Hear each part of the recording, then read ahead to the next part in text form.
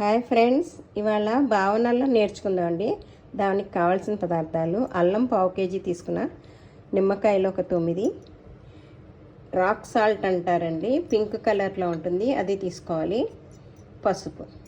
ఇప్పుడు ఈ అల్లాన్ని ఉప్పు నీళ్ళు వేసి నానబెట్టుకొని బాగా ఒక 5 నిమిషాలు కడిగేసుకోవాలండి. ఏమాత్రం మట్టి అది లేకుండా క్లీన్ చేసేసుకోవాలి.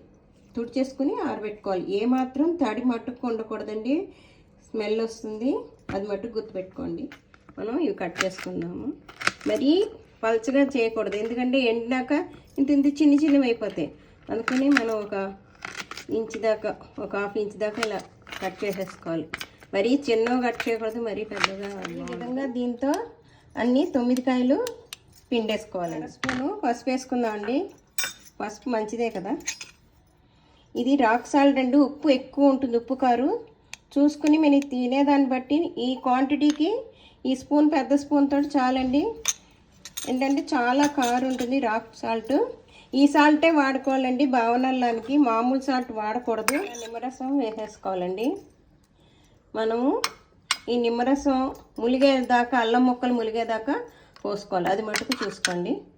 ఇది మూత పెట్టేసేసి 12 అవర్స్ దాకా ఉంచేసుకోవాలండి. రేపు పొద్దున్న మనం నీడపట్టునైనా ఆరబెట్టుకోవచ్చు. బాగా అలా మిరపకాయలు, మజ్జి మిరపకాయలు వేసుకుంటాం కదా, మళ్ళీ తీసి సాయంత్రం వేసుకోవాలి. అలా ఈ ఊట పీల్చుకునేదాకా ముక్కలు వేసుకుని అప్పుడు ఎండలో బాగా ఎండబెట్టుకోవాలి.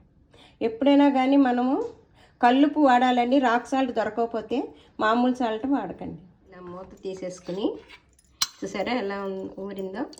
ఇప్పుడు ఈ నిమ్మరసం అంతా వడగట్టేసి అల్లం ముక్కలు మట్టుకే ఆరబెట్టుకోవాలండి. ఎండ లేకపోయినా పర్వాలేదు, గాలి కారుతుంది. మళ్ళీ సాయంత్రం నిమ్మరసంలో వేసి విధంగా ప్లేట్లో వేసుకుని ఆరబెట్టుకోవాలండి.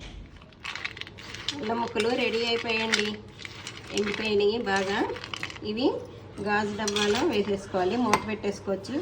ఏడాది దాకా ఉంటుందండి నిల్వ. ఇది పాడేది ఏం లేదు, క్వాంటిటీని బట్టి. మనం జ్వరం వచ్చి నోరు చేదుగా ఉన్నప్పుడు ఈ ఒక్క అల్లం ముక్క నోట్లో పెట్టుకుంటే చాలా హితవుగా ఉంటుందండి, నోటికి కూడా బాగుంటుంది, పుల్ల పుల్లగా. నిమ్మకాయ, ఉప్పు కదా. ఇది ఆయుర్వేద షాపుల్లో కూడా కవర్లో దొరుకుతుంది, మనం ఇంట్లోనే తయారు చేసుకోవచ్చు అనమాట. ఈజీ అండి. ఈ దగ్గు, జలుబు, పైత్యం ఉన్నా కూడా పోతుంది, జీర్ణశక్తిని పెంచుతుందండి. మీరు కూడా ట్రై చేసి చూడండి. లైక్ చేయండి, షేర్ చేయండి, కామెంట్ సెక్షన్లో తెలియచేయండి. సబ్స్క్రైబ్ చేసుకోని వాళ్ళు సబ్స్క్రైబ్ చేయండి. థ్యాంక్ యూ అండి.